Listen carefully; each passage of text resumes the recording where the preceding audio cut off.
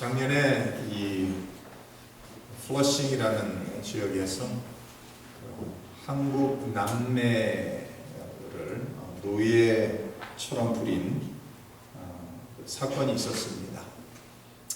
그래서 미국 뉴스에도 보도가 되고 2009년도에 이 어린 남매가 그 당시에는 아마 7살, 10살이었던 것 같은데 부모님이 이제 이혼을 하면서 아빠 쪽이나 엄마 쪽에 가서 사는 것보다 어린 나이에 조기 유학을 보내서 한국에서부터 알던 그 학원 원장의 권유를 통해서 이 뉴욕으로 어린 나이에 그 조기 유학을 오게 됩니다.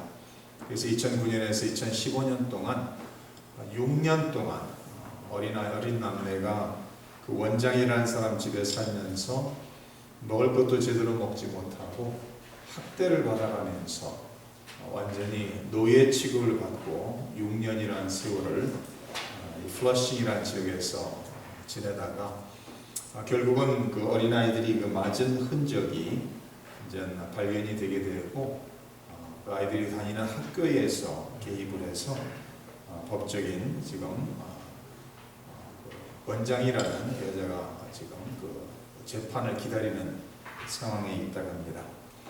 그래서 지금은 17살, 14살 난 그 남매 아이들, 그 아이들을 인터뷰하면서 한 5시간 동안 그 아이들이 6년 동안 받은 학대와 겪은 어려움들을 자세하게 들었는데 참 상상하기 어려울 정도로 그 원장이라는 여자분의 그 가족과 함께 살면서 완전히 동물 취급을 받는 그런 삶을 살았다라고 말을 하고 있습니다. 학교 갔다 돌아오면은 쉬지 않고 일을 시킨다라는 거죠. 걸레를 가지고 바닥을 닦아라, 화장실을 청소해라. 그리고 방학이 되면은 그 어린아이들을 이런 야채 가게라든지 이런 데 내보내서 일을 시켜서 버는 모든 돈들을 착취하고 그러면서 완전히 노예 취급을 했다라는 것이 보도가 되었습니다. 그래서 어린아이들이 그 6년 동안 그런 노예 같은 생활하면서 죽고 싶었다라는 거죠. 그런데도 부모들이, 이 원장이라는 사람이 계속해서 부모들이 너를 버렸다라는 거짓말을 하면서 두려움에서 이 원장까지도 자기들을 버릴까 하는 두려움 속에 떨면서 끊임없이 매를 맞고 고통 속에 살았다라고 말합니다. 그러다가 이 큰아이가, 딸내미가, 여자아이가 이 전화를 빌려서 한국에 있는 자기 엄마한테 전화를 하고 이 자초지종을 다 설명을 하고 자기를 데리러 와달라라는 부탁 속에 그 엄마가 이제 급히 오게 되고 결국 그 경찰을 동원해서 그 아이들을 그 엄마가 다시 데려나오는 그런 사건이었습니다. 아직까지도 이 그 퀸스에 있는 호텔에서 묵으면서 법적으로 이 원장이라는 사람이 입양하는 절차를 부모 모르게 이 사인을 하나 받아서 입양한 상태이기 때문에 입양을 포기하지 않는 한 그 아이들이 한국으로 아직 돌아갈 수가 없다라는 그런 상황에 처해 있다라고 말합니다. 노예처럼 6년을 살았다. 그러면서 그 당시에 같이 그 원장이라는 사람 집에서 조기유학을 와서 있었던 아이들의 지금까지 다 들어보니까 그 남매가 하는 모든 소리가, 모든 말들이 사실이었던 것이 증명되어지고 밝혀졌습니다. 6년이라는 세월 어린 나이에 두려움 속에 떨며 살다가 이제는 엄마 품에 다시 안겨 자유를 누리며 편안히 살고 있는 그런 상황인데 어린아이들이 미국으로 오면서 어떤 생각을 하고 왔느냐? 미국 하면은 자유의 신상, 자유 이런 것을 생각하면서 큰 부푼 마음을 가지고 조기유학을 왔었다라고 말을 하고 있습니다. 그러나 자기들의 생각과는 정반대로 지옥 같은 악마 밑에서 6년이라는 세월을 살면서 큰 상처를 입은 사건이었습니다. 저희가 읽은 이 출애굽기 내용 속에서는 이스라엘 백성들이 애굽에서 몇 년을 노예 생활을 하죠. 우리가 말씀을 바라보다 보면 430년이 지나서 애굽을 떠난다라고 말하고 있는데 우리가 이 출애굽기 1장을 시작하면서 요셉이 살아있는 동안 그리고 요셉과 장로들을 아는 바로가 왕이었을 때는 히브리 사람들을 바로 대하다가 요셉이 세상을 떠난 후에 그들을 노예로 삼고 그들을 끊임없이 부렸다라는 것을 성경은 기록합니다. 그래서 아마도 한 340년 정도를 노예로서 애굽에서 살았던 것을 우리는 알 수가 있습니다. 이 10가지 재앙을 통해서 이제 이미 9가지의 재앙은 하나님께서 애굽에 보내심으로 완전히 애굽이 초토화된 상황 속에서 이제 10번째 재앙, 처음 난 것의 죽음에 대한 재앙을 하나님께서 남겨두시고 이제 11장 속에서는 하나님께서 바로에게 경고하시고 있는 이 마지막 재앙을 내린 후에야 비로소 바로 왕이 이스라엘 사람들을 다 쫓아내듯이 내보낼 것이라고 말씀은 기록하고 있습니다. 11장 1절에 이렇게 기록합니다. 여호와께서 모세에게 이르시기를 내가 이제 한 가지 재앙을 바로와 애굽에 내린 후에야 그가 너희를 여기서 내보내리라. 그가 너희를 내보낼 때에는 여기서 반드시 다 쫓아내리라. 바로가 이 재앙이 9가지 재앙이 내리는 과정 속에서 바로가 계속 마음을 계속 바꿨던 것을 성경은 기록합니다. 남자들만 나가라. 남자들과 여자들, 아이들만 나가라. 동무들을 놓고 나가라. 그러면서 9번째 재앙이 끝날 때까지도 계속해서 바로가 마음을 계속 바꾸는 것을 성경은 기록합니다. 그러나 마지막 10번째 재앙을 하나님께서 내린 후에는 그때는 바로가 모든 사람과 모든 동물들을 쫓아내듯이 이곳에서 내보낼 것이라고 하나님께서 모세에게 말씀해 주시고 있습니다. 11장 4절에 모세가 바로에게 이르되 여호와께서 이와 같이 말씀하시기를 밤중에 내가 애굽 가운데로 들어가리니 애굽 땅에 있는 모든 처음 난 것은 왕 위에 앉아있는 바로의 장자로부터 맷돌 뒤에 있는 몸종의 장자와 모든 가축의 처음 난 것까지 죽으리니 애굽 온 땅에 전무후무한 큰 부르짖음이 있으리라고 하나님께서 경고하시고 예언해 주시고 있는 말씀입니다. 그러면서 12장에 와서는 이제는 6월절 어떻게 유래됐는가에 대해서 기록을 하면서 10번째 재앙인 처음 난 것들의 장자의 죽음과 6월절이 연결되고 있는 것을 볼 수가 있습니다. 12장 1절을 보시면 여호와께서 애굽 땅에서 모세와 아론에게 일러 말씀하시되 이달을 너에게 달의 시작 곧 해의 첫 달이 되게 하고 너희는 이스라엘 온 회중에게 말하여 이르라.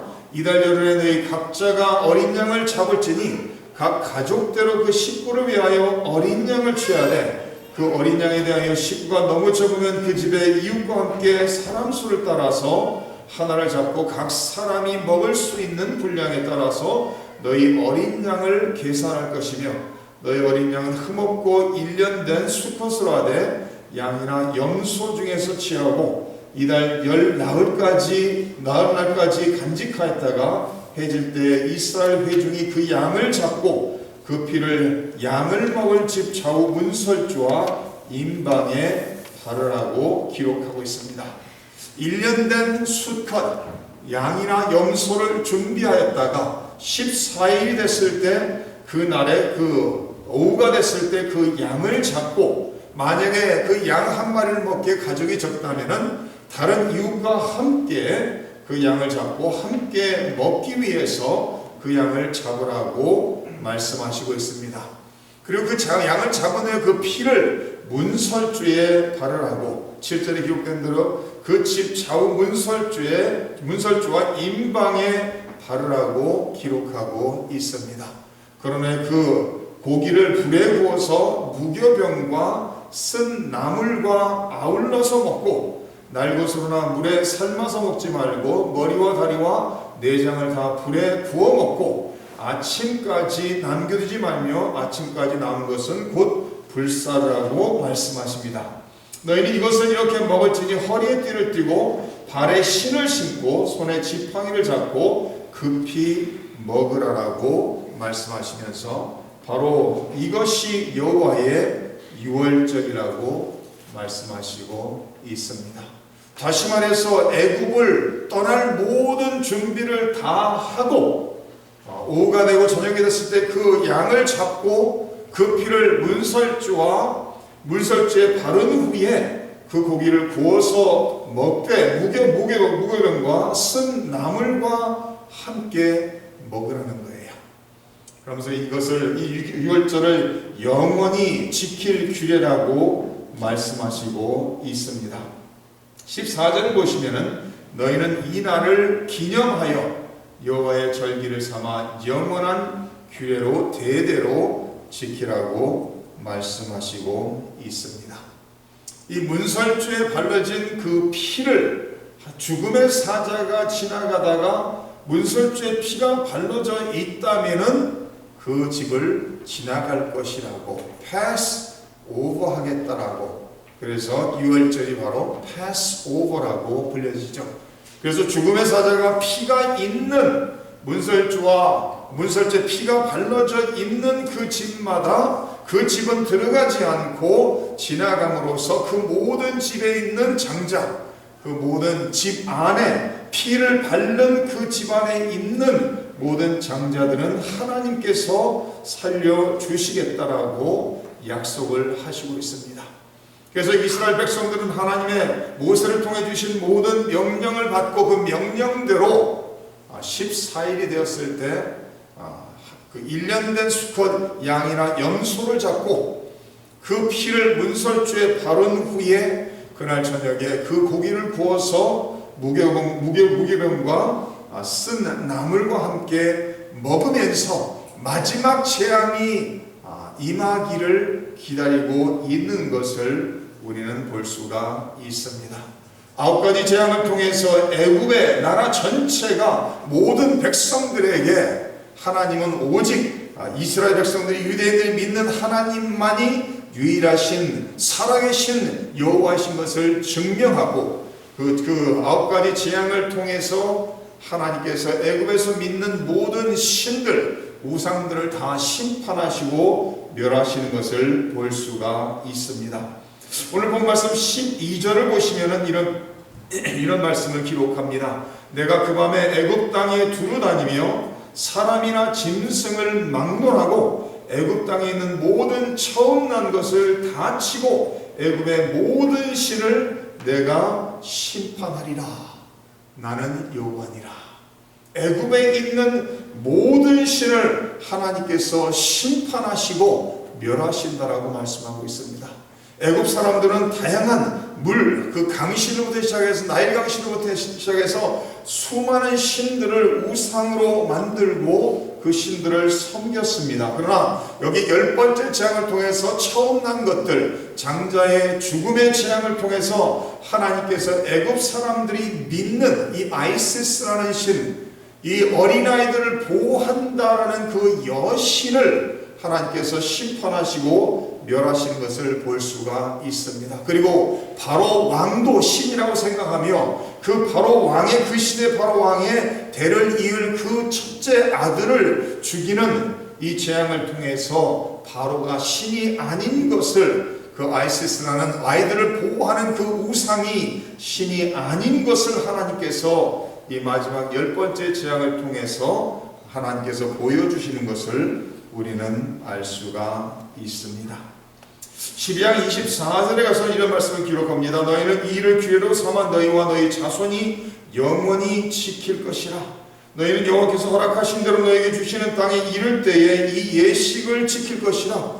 이후에 너희의 자녀가 묻기를 이 예식이 무슨 뜻이냐 하거든 너희는 이르기를 이는 여호와 유월절 제사라. 여호와께서 애굽 사람에게 재앙을 내리실 때에 애굽에 있는 이스라엘 자손의 집을 넘으사 우리의 집을 구원하셨느니라 하라 하매 백성이 머리 숙여 경배했다라고 기록합니다.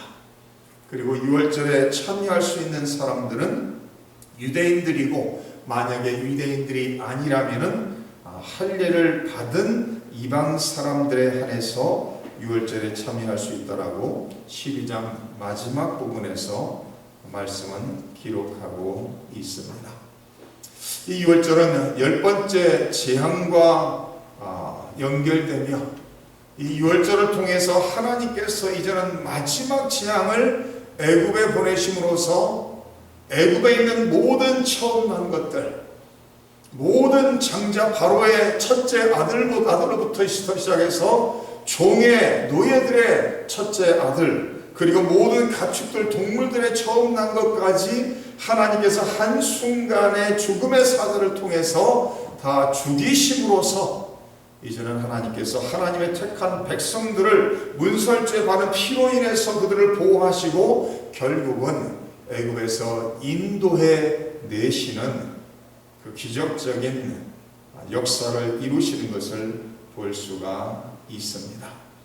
이 유월절을 통해서 장자의 죽음을 통해서 하나님께서는 이스라엘 백성들을 피로 말미암아 지키시고 보호하십니다.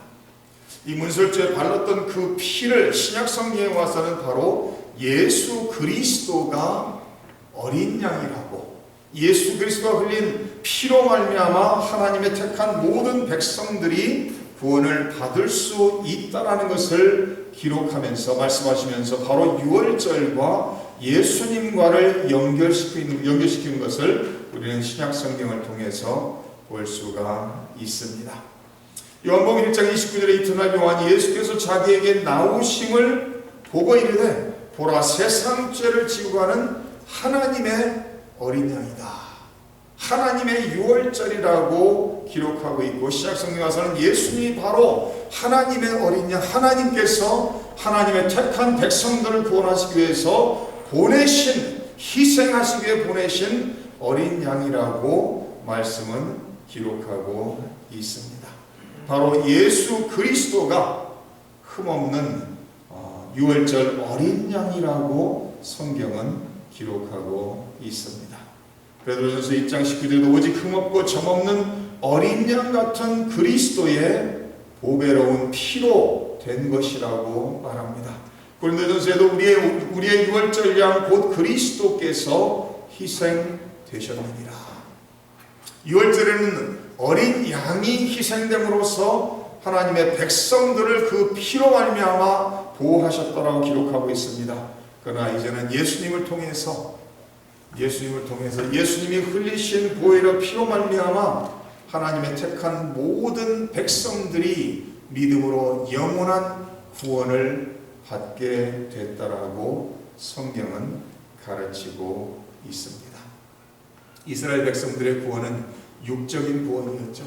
애굽으로부터의 탈출할 수 있는, 인도함을 받을 수 있는 그런 구원이었습니다. 그러나 예수 그리스도를 통해서 예수님께서 흘리신 피로 구원하시는 것은 영원한 영적인 구원인 것을 우리는 알 수가 있습니다.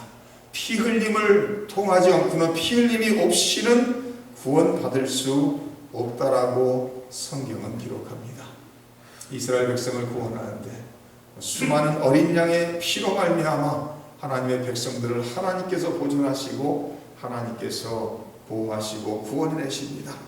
그리고 예수 그리스도의 피 흘림을 통해서 역사 속에 하나님의 택한 모든 백성들을 하나님의 능력으로 말미암아 은혜로 말미암아 예수님의 흘리신 피로 구원하시고 하나님의 은혜 가운데 지키시고 인도하시고 계십니다. 오늘 이 시대에도 예수님의 피로 말미암아 하나님의 택한 백성들이 구원을 받고 하나님의 은혜 가운데 인도하심을 받고 있습니다.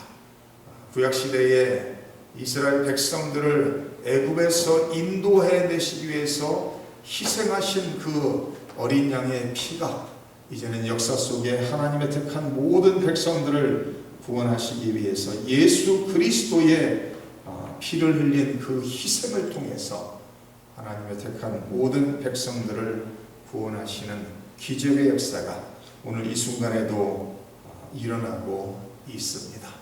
우리는 예수님의 보혈의 피로 말미암아 구원받은 백성들입니다. 그러므로 우리는 예수님을 위해서, 예수님의 영광을 위해서 오늘도 충성되이 살아야 될 것입니다. 우리를 통해서 하나님의 뜻이 이 시대 이 땅에 이루어질 수 있도록 오늘 하루를 충성되이 사시는 저와 성도님들 되시기를 주님의 이름으로 축원합니다.